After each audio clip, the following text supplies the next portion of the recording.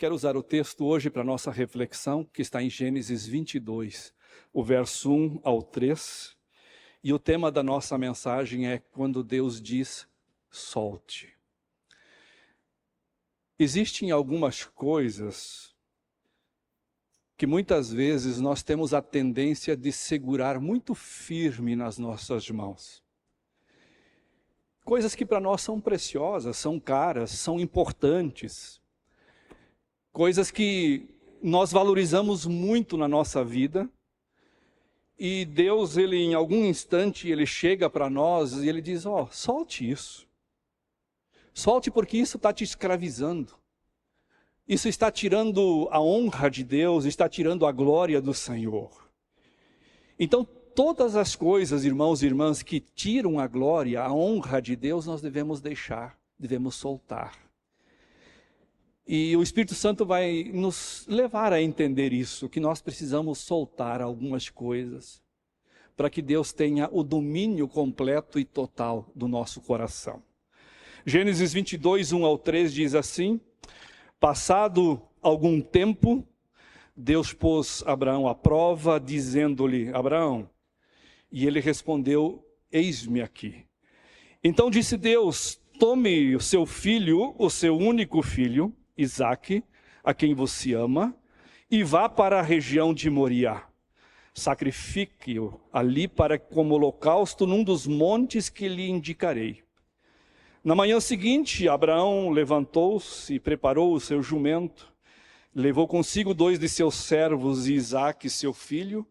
Depois de cortar lenha para o holocausto, partiu em direção ao lugar que Deus lhe havia indicado.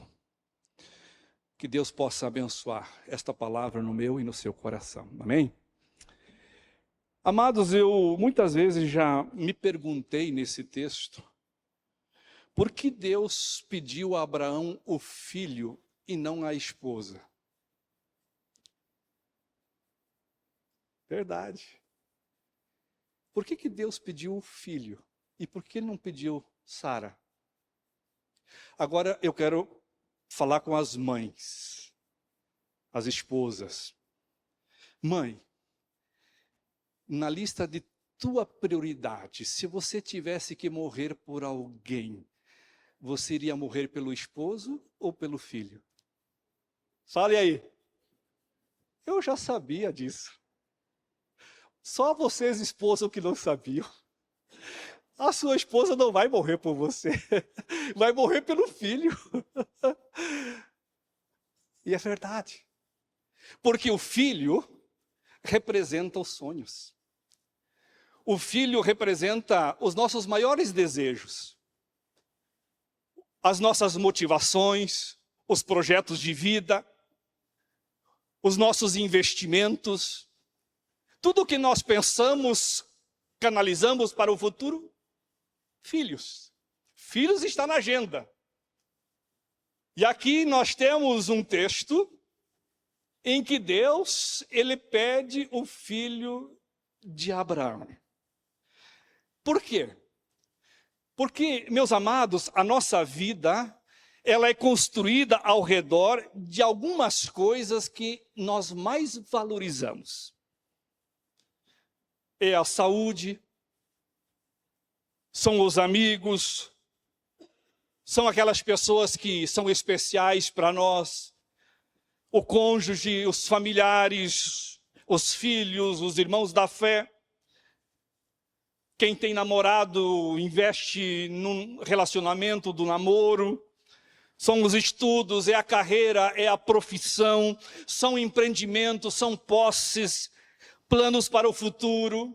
Enfim, tem coisas que a gente canaliza os nossos esforços, nós nos dedicamos a isso, nós colocamos o nosso coração nessas coisas. E esses são pilares e vigas de nossa estrutura aqui nessa vida terrena. E se um deles, em algum instante, num momento, é removido, ou é tirado de nós, nós sentimos como que se toda a armação fosse tirada da nossa história, da nossa caminhada e viesse desabando sobre nós. Mas não tem como fugir, irmãos. Há momentos em que Deus vem na minha vida e na sua vida e diz, ó, solte. Solte o que está te segurando. Solte o que está prendendo o teu coração. Solte aquilo que você mais tem canalizado as tuas energias. É quando as porcas e os parafusos que seguram o nosso mundo, de repente, se rompem. Bum! Tudo vem ao chão. Se você já esteve numa situação assim, você sabe muito bem quanta pressão um teste destes pode exercer sobre a sua fé, sobre a sua confiança em Deus. Pois a verdade é uma só. Não importa o que ou quem nós perdemos, soltar é um processo muito doloroso. Soltar não é fácil. É um desafio para a minha vida e para a sua vida. E por isso, nós não devemos segurar as coisas ou as pessoas com toda a força de nossas mãos. Não. Eu me lembro que uma vez eu fui numa palestra de casais em São Paulo, lá na cidade de Eldorado. E ouvi aquela palestrante falar sobre um filho que ela havia perdido, ainda muito cedo, um menino. E como esse processo foi doloroso na vida do casal, porque esse filho tinha uma doença congênita, e eles sofreram demais, até que aprove a Deus, então, um dia levar este filho, e isso trouxe uma dor muito, muito grande entre o casal. Mas mais tarde, não muito tempo mais tarde, o esposo era um médico e Deus levou ele. E ela não conseguia enfrentar o luto. Ela não tinha chorado em nenhum momento pela perda do esposo, mas ela tinha muita dor, a dor na alma, a dor no coração. Ela tinha perdido o chão. E um dia ela foi procurar a orientação de um psicólogo. E eu me lembro muito bem que a orientação que ela recebeu do psicólogo foi o seguinte: você deve ir até o túmulo lá no cemitério e passa lá horas lá, lembrando das experiências com o seu esposo, a vida com o seu esposo, e chora, mas chora tudo o que você puder. E aí ela fez isso que o psicólogo orientou. Ela foi até o cemitério, se sentou ao lado do túmulo e começou a chorar. E isso foi libertador, foi curador na vida dela, porque ela soltou naquele momento o marido que ainda o escravizava, mas já tinha partido. Lidar com a morte espiritualmente, muitas vezes a gente tem força, mas a grande prova vem no nosso racional. Nós não conseguimos entender certas coisas, e aí começa a nossa batalha, começa a nossa luta. Abraão, ele também estava muito familiarizado com tais provas, e essas provas, elas eram desgastantes, elas eram extenuantes na sua fé. Ele já tinha passado uma prova com o filho Ismael. Agar, a escrava, estava constantemente disputando espaço e lugar com Sara, e vice-versa. E aí, a preferência por um filho, por outro filho, aquilo começou a trazer um ambiente difícil. Os relacionamentos começaram a ficar desgastados, os conflitos começaram a aumentar dentro do lar, e Sara disse: você precisa despedir a serva Agar, mande ela para outro lugar com o seu filho Ismael, não dá mais para viver junto. E Abraão teve que tomar essa decisão. abençoou o filho da escrava, juntamente com a mãe. Eles foram, partiram, mas isso foi muito doloroso para Abraão. Agora veio uma das piores provas na vida dele. Foi quando Deus mexeu naquilo que era o mais precioso. Era o filho da promessa, Isaque. Queridos, às vezes coisas e pessoas se tornam muito caras para nós. Elas tomam um lugar que na perspectiva de Deus nunca deveriam tomar. Nós as tomamos com a mão, cerramos o punho e queremos segurar com toda a força para que ninguém arranque de nós, ninguém tire de nós, porque nós queremos manter o controle sobre a vida de coisas e de pessoas. É quando Deus então pega no meu braço e no seu braço e Ele diz, solte isto. Talvez tenha sido assim com Abraão. A maior bênção da sua vida, o seu filho Isaque, havia se tornado o maior tesouro do seu coração. Mas, como Deus não divide o seu espaço com ninguém, Deus não divide a sua glória com ninguém, Ele disse assim, Abraão, eu quero ver se você de fato me ama. Eu vou fazer um teste. Eu vou fazer uma prova. Aliás, Jesus já disse isso lá no Novo Testamento, falando àqueles que queriam segui-lo. Ele disse assim, se alguém quer vir após mim e amar pai, mãe, mulher, filhos, irmãos e irmãs, e até a sua própria vida mais do que a mim, não pode ser meu discípulo.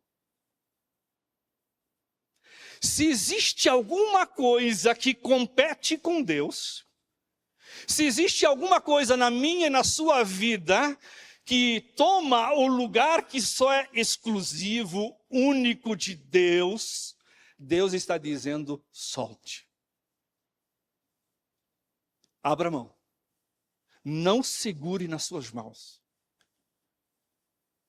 E nós temos uma facilidade muito, muito grande de nos agarrar em coisas e pessoas. E quando Deus, Ele nos dá uma bênção, seja ela grande ou pequena, Ele tem uma única intenção. É de levar a minha vida e a sua vida mais perto dEle. Ele quer nos manter próximo ao coração dEle.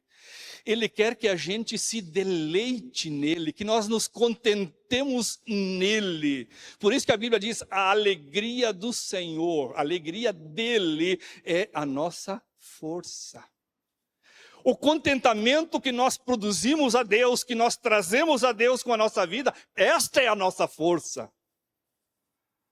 Ele não nos dá alguma coisa a fim de que depois de termos recebido, nós viramos as costas para Ele, nós não damos mais a mínima aquilo que Ele deseja para nós, totalmente já contentes, satisfeitos com o presente, sem mais nos preocupar com aquilo ou com aquele que nos deu o presente.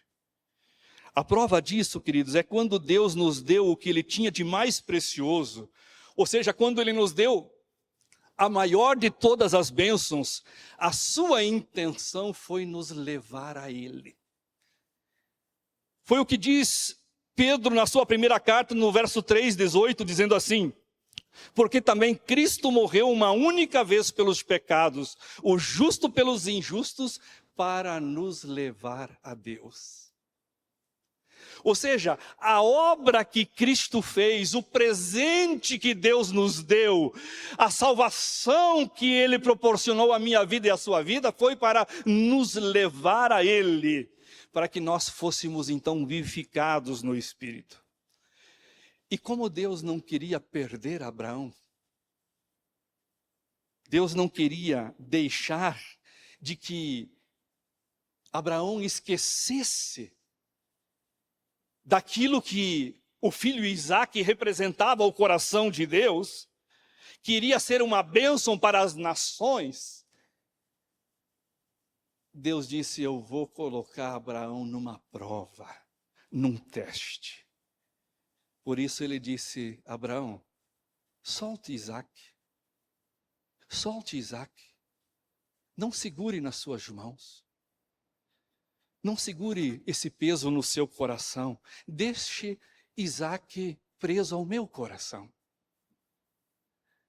Tem um hino do nosso hinário, cantor cristão, que diz: tudo entregarei. Tudo a Cristo por ti entrego. Tudo, tudo por ti eu deixarei. Será mesmo? Será que você tem aberto mão de tudo para que Deus seja exclusivo na sua vida? De que Ele seja o maior tesouro do seu coração? Depois destas coisas, sucedeu que Deus provou a Abraão, dizendo: Abraão, e ele respondeu: eu estou aqui. E Deus prosseguiu: tome agora o teu filho, o teu único filho Isaque, a quem amas. Vai à terra de Moriá e oferece ali em holocausto sobre um dos montes que eu te mostrarei.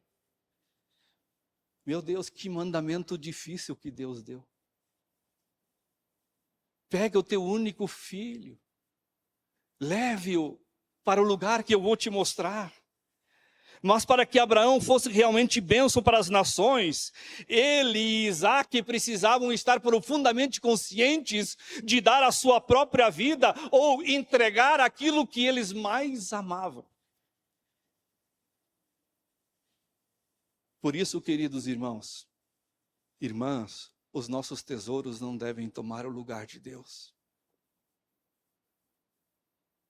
Nada, nada neste mundo, nesta vida, como aquilo que nós seguramos na nossa mão, deve tomar o lugar que só a Deus pertence.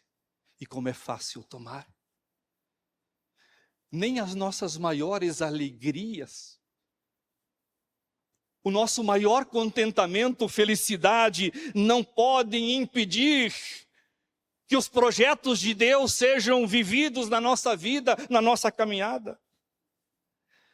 O verso 34 do 21 diz assim: e Abraão viveu muitos dias na terra dos filisteus. E gente, que vida que Abraão tinha! Um homem bem-sucedido, um homem de negócio, um homem que tudo estava dando certo, a caminhada dele, os seus sonhos. E diz ainda o verso 34, e Abraão viveu muitos dias na terra dos filisteus. Depois destas coisas, depois de tudo que ele tinha conquistado, as vitórias, depois de tudo que ele tinha tido para si, os seus rebanhos, as suas conquistas, sucedeu que depois destas coisas, Deus provou a Abraão. Você já viveu momentos quando todo o seu futuro parecia depender de uma única decisão?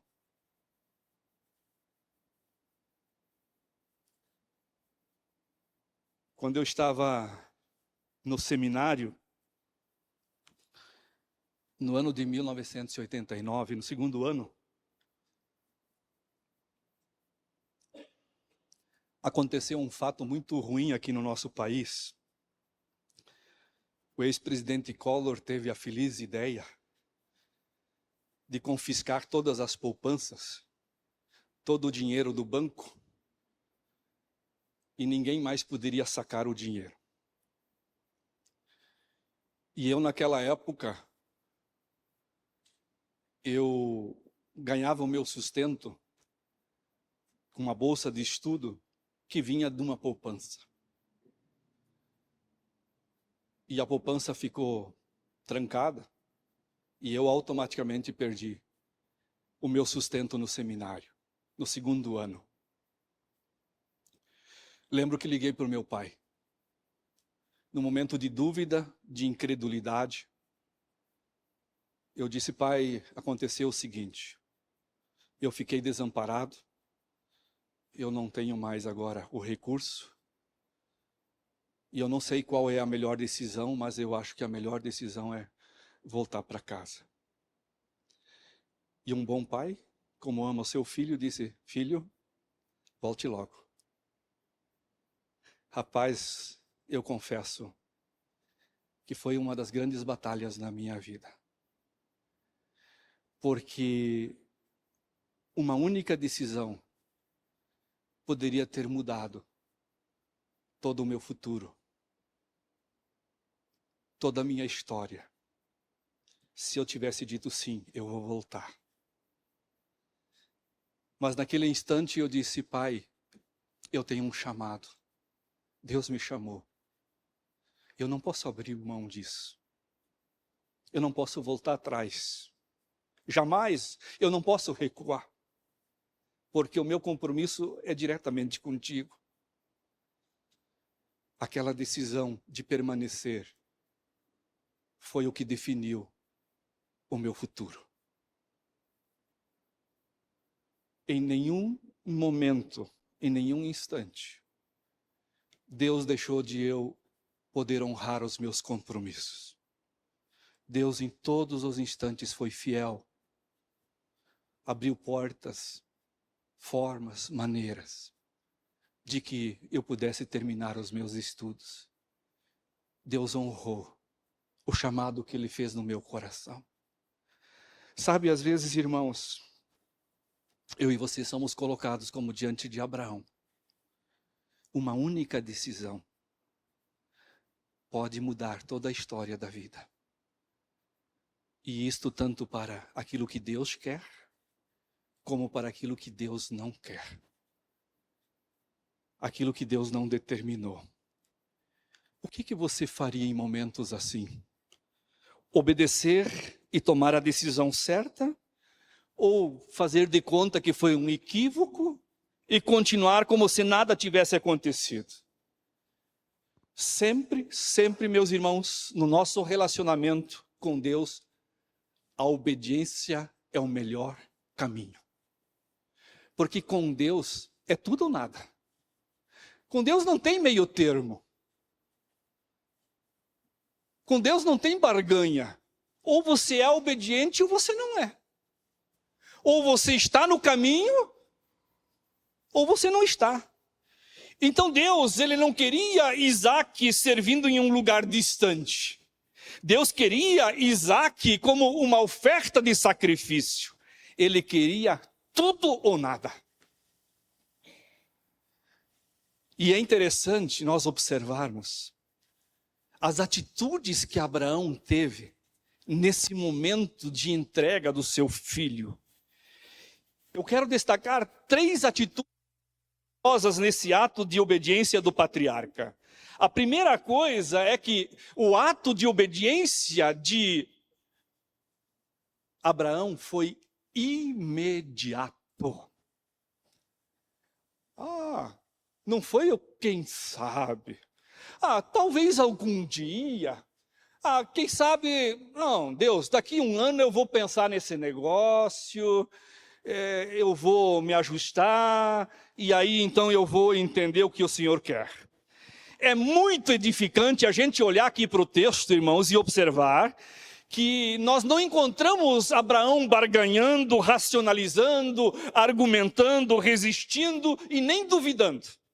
Muito aqui pelo contrário, o que nós vemos é que Abraão ouviu a voz e ele imediatamente obedeceu. Olha o verso 3. Abraão levantou-se de manhã cedo, preparou o seu jumento e tomou 2 de seus servos, Isaque seu filho, e tendo cortado a lenha para o holocausto, partiu para o lugar que Deus lhe havia mostrado. Ao 3º dia, o verso 4, Abraão levantou os olhos e viu o lugar de longe. Imagine como Abraão deveria ter se sentido quando ele olhou aos contornos de Moriá, o monte, e ali aquele horizonte estava diante dele, diante do seu olhar, e agora ele está andando com o seu filho, E ele está ali meditando, pensando, puxa vida, talvez seja o último instante, o último momento que eu vou caminhar junto com o meu filho. Talvez seriam os últimos momentos na sua companhia, os instantes finais de alguém que era precioso ao seu coração. Mas aqui o texto diz que quando ele ouve a voz do Senhor, imediatamente ele se levanta, ele vai, ele parte, ele vai para o lugar que Deus estabeleceu, ele obedece.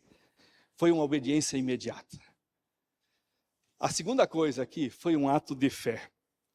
Abraão, ele resolveu obedecer exatamente como o Senhor havia dito. O que o Senhor havia ordenado, ele agiu pela fé. Olha o verso 5.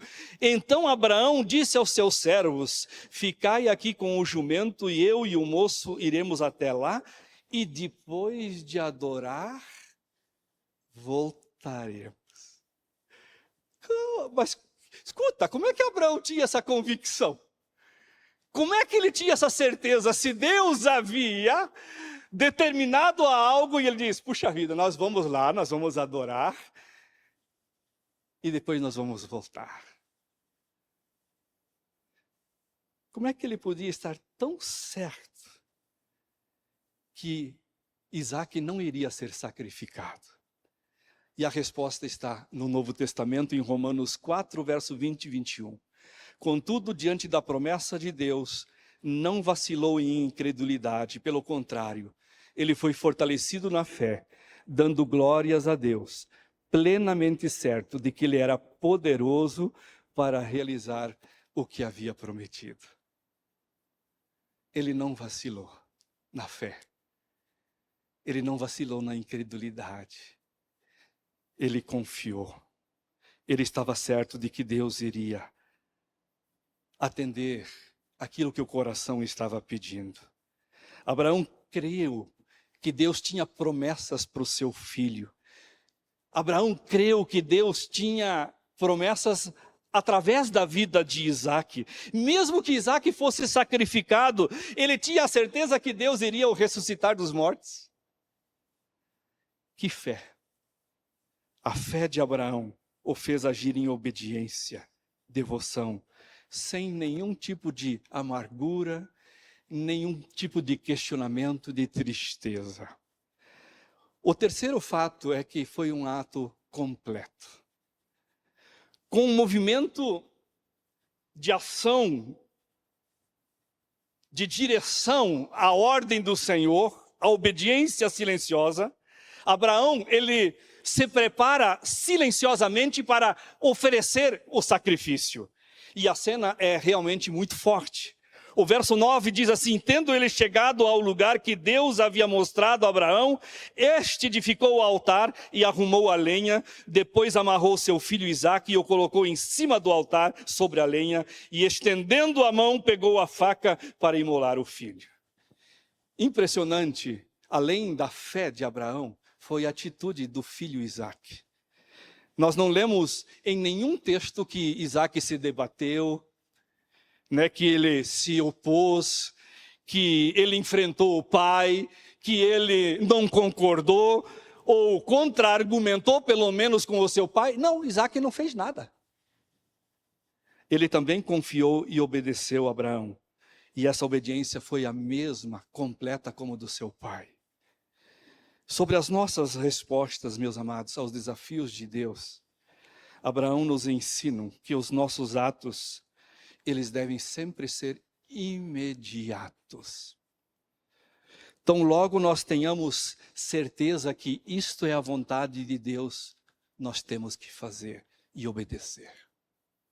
Uma vez que Deus tem falado no seu coração, tem te dito, não relute com Deus, obedeça.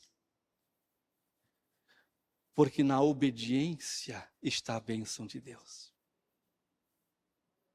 Na obediência está a mão do Senhor. Na obediência está o agir poderoso de Deus. Quem obedece é abençoado. e tem os resultados que Deus propõe no seu coração. Abraão foi tremendamente recompensado. O relacionamento dele com Deus se tornou muito mais íntimo, mais real. Imagine esse Deus, o qual trouxe diante daquela situação um cordeiro que estava ali, proveu este cordeiro. Agora ele tinha a certeza de que Deus, ele pode todas as coisas. O relacionamento se tornou muito profundo. Autenticou a fé dele, carimbou que a fé era verdadeira. Trouxe alívio ao seu coração e glória na presença de Deus. E ainda mais, Deus pavimentou o futuro de Abraão. Sabe por quê? Porque depois de 60 anos, ele distante dos seus familiares que ele tinha deixado lá, depois de 60 anos, Deus fez um acordo com ele. Você volta aos teus familiares, e ele prometeu que um dos servos tocasse na coxa, prometendo e garantindo que assim acontecesse, fosse até lá e trouxesse a esposa Rebeca para o Isaque, filha, sobrinha do seu irmão, preparada lá, depois de sair 60 anos, longe e distante, preparou a Rebeca para Isaque, para que pudesse cumprir o plano de Deus, a promessa do Senhor.